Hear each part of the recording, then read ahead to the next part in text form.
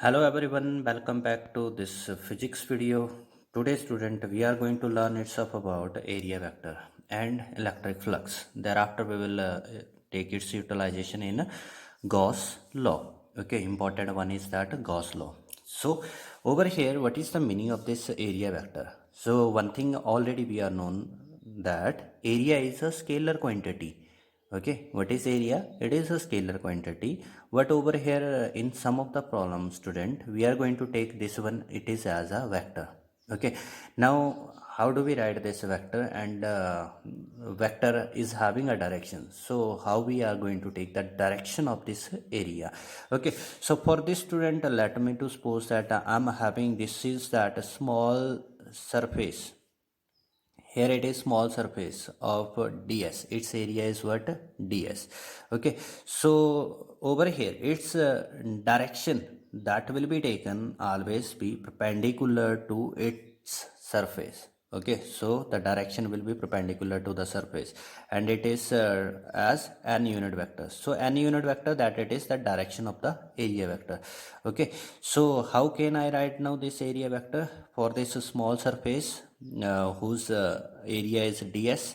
So this area vector can be written as area vector. So whenever we are going to write the vector, then we are using over its magnitude and its direction. Okay, so thus I can have this one, it is area vector is ds and unit vector. Okay, and this area vector, so here it is ds vector.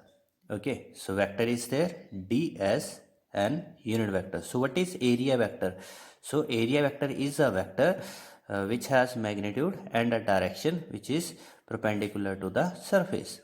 Okay, so I can define it over here, a vector which has magnitude and direction perpendicular to the surface. Perpendicular to the surface. So this is said to be as area vector to the surface. Okay, so now over here one thing that we must look. Okay, and what is that? What will be the direction of this area vector? Direction, important is that direction of area vector. Okay, so we must remember over there, student, you have to take this direction always perpendicular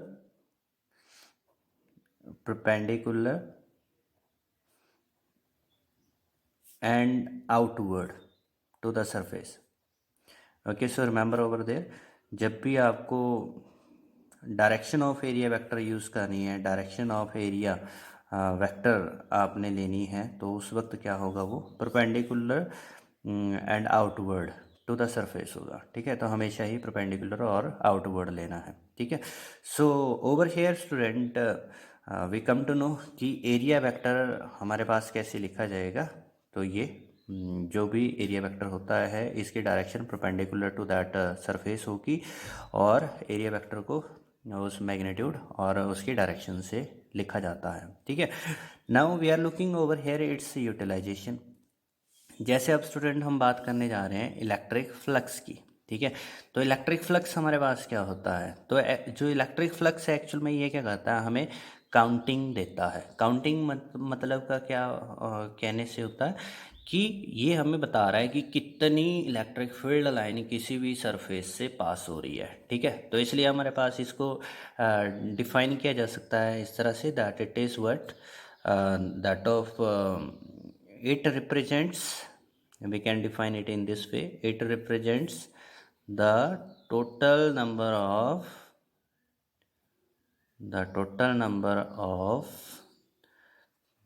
electric lines of force crossing the area. ठीक है, तो हमारे पास किसी भी area से कितनी electric field line जो है वो पास कर रही है. ठीक है, तो उसको कौन सा रिप्रेजेंट करता है? इलेक्ट्रिक फ्लक्स रिप्रेजेंट करता है. तो इसलिए जो हमारे पास इलेक्ट्रिक फ्लक्स है स्टूडेंट, उसको हम ना यहाँ पर फाई से रिप्रेजेंट करने वाले हैं. It is that electric flux. ठीक है, now over here some time you can find out this one, it is E भी साथ में लगा लिया जाता है, इलेक्ट्रिक फ्लक्स.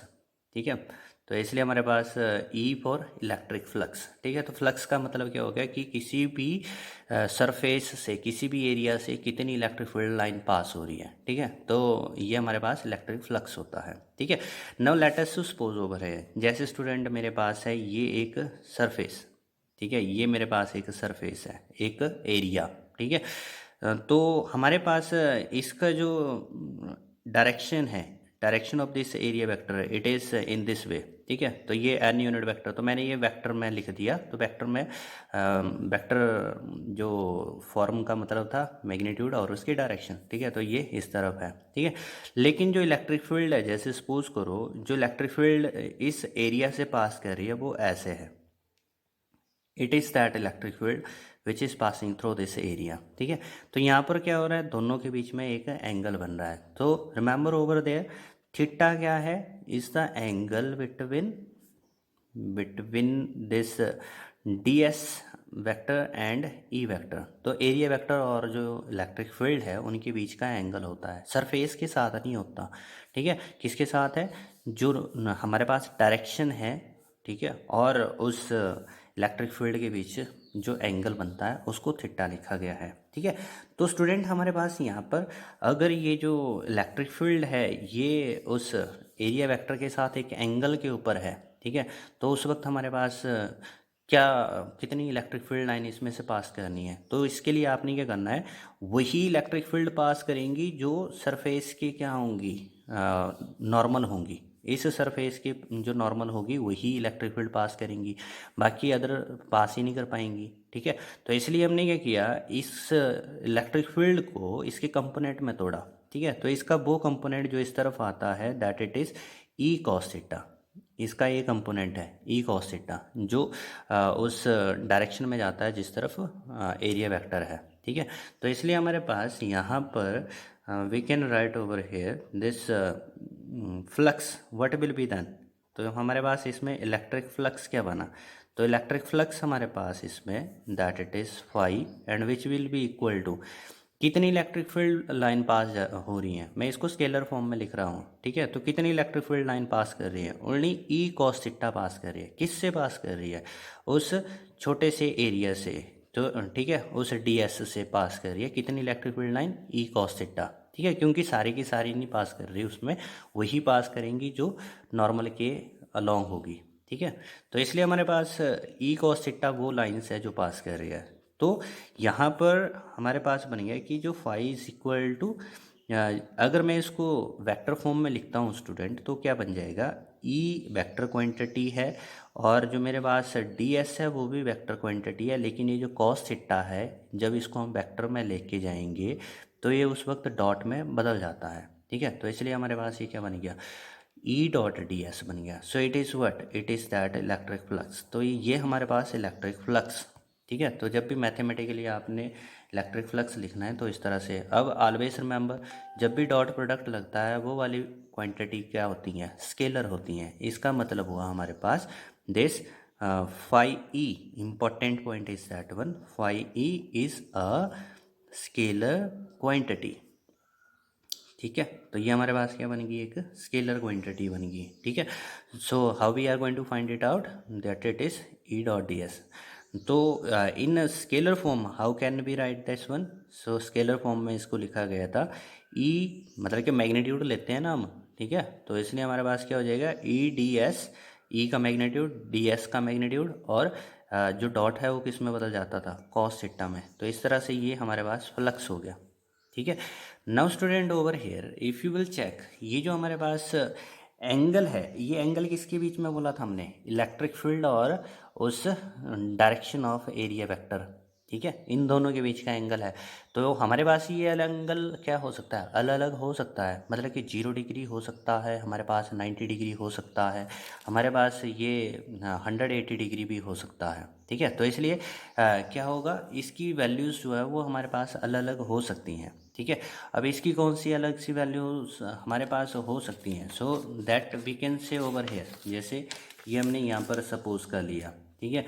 मेरे पास इलेक्ट्रिक फ्लक्स क्या लिखा गया, that number of electric field line passing normally through any surface, ठीक है। तो हमारे पास यहाँ पर स्केलर फॉर्म में ये बना E D S cos theta, ठीक है।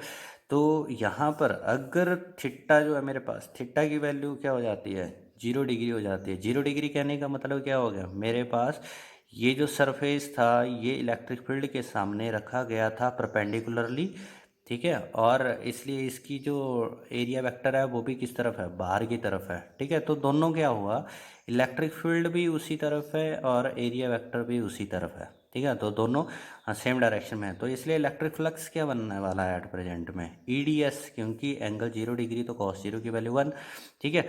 और नेक्स्ट स्टूडेंट अगर हम देखें, जैसे मेरे पास क्या हो गया कि ये इलेक्ट्रिक फील्ड मैंने जैसे सपोज कर ली, ये मेरे पास इलेक्ट्रिक फील्ड है, लेकिन एट प्रेजेंट मैंने सरफेस कैसे रखा, ये मेरे पास एरिया है, ये इस तरह से रखा गया सरफेस, ठीक है। तो इस सरफेस का एरिया वेक्टर किस तरफ जाएगा, ये तो ऐसे जाएगा, ठीक है। तो एट प्रेजेंट ये जो प्लेन है ना, ये प्लेन पैरेलल है इलेक्ट्रिक फील्ड के। यहाँ पर क्या था, plane of the surface that was perpendicular, ठीक है। तो उस वक्त हमारे पास जो इलेक्ट्रिक फील्ड और एरिया वेक्टर दोनों सेम डायरेक्शन में थे। तो यहाँ पे मैं लिख रहा हूँ plane of surface perpendicular to the electric field. तो इलेक्ट्रिक फील्ड की ये परपेंडिकुलर है, तो उस वक्त हमारे पास जो एरिया वेक्टर की डायरेक्शन और इलेक्ट्रिक फील्ड के बीच का एंगल क्या हो जाता है, 0 डिग्री हो जाता है। लेकिन यहाँ पर that plane is parallel to